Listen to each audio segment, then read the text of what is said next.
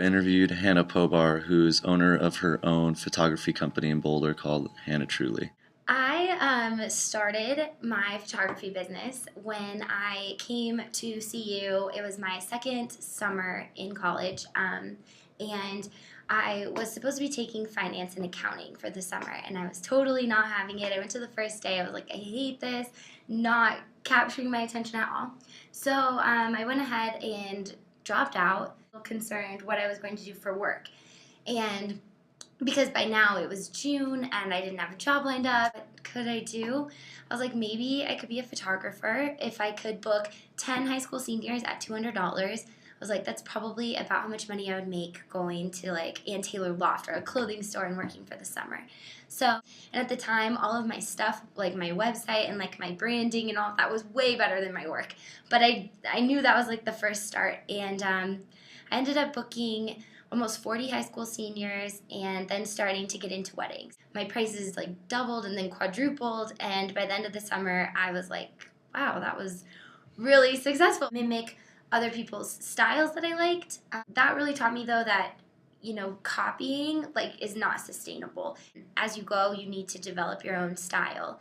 So what challenges did you face as you were developing your own brand? The biggest thing that I kind of had to deal with was my age. For high school seniors, it didn't really matter. Our age difference was perfect, but as I broke into the wedding industry, I felt like tension between how old my clients were and how old I was. And that made me really self-conscious. At the time, I didn't want them to know how old I was. I didn't want them to know I was still in school. Then I finally had enough work booked out that I was just like, it doesn't really matter how old I am anymore. And I got to a point where I felt confident enough in my artistic abilities and my business running abilities that I was just like, my age shouldn't matter. If a client will purposefully not book me because of my age, then they're probably not my client anyway. Once I had that security and just that understanding, I think my business absolutely boomed. And also, I had a lot of, I had like weird backlash kind of from older photographers. Who is your target market and how has that kind of developed? When I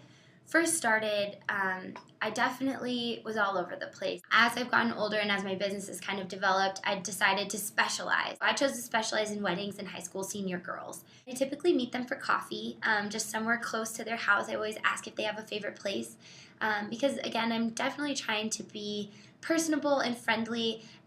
Those are really important to me. The kind of art that I want to portray is very natural and very true to who the people are. So from the very beginning, I want to keep that in mind, and I don't want to force them or like impress upon them that they have to come meet me at a specific place. So I'm very open to meeting them where they want and what's convenient for them. I want to like make them totally feel comfortable, and then I immediately send them a little gift once they've officially booked.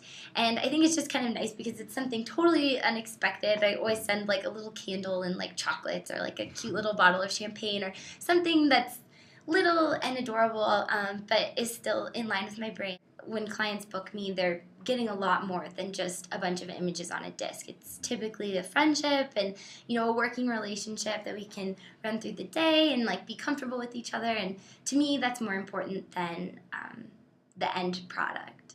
So what benefits or things have you gained throughout this whole process and experience? Honestly, it's been really cool to see everything just take off how it did. I just was hoping to make, enough money to live through the summer, and it absolutely took off. I ended up being able to pay for all my own school on my own, financially independent of my parents, which is such a blessing. In addition to that, I think just as a person, it's matured me a lot. By really just networking in the industry, I made a lot of great friends. I did not have that typical college career where I got to go out and party every weekend, but I wouldn't take it back at all. I think Hannah's successful because she offers more than just photography. She's offering a friendship and is willing to bend over backwards to make sure that everything that she's giving them is what they're wanting and that they're comfortable.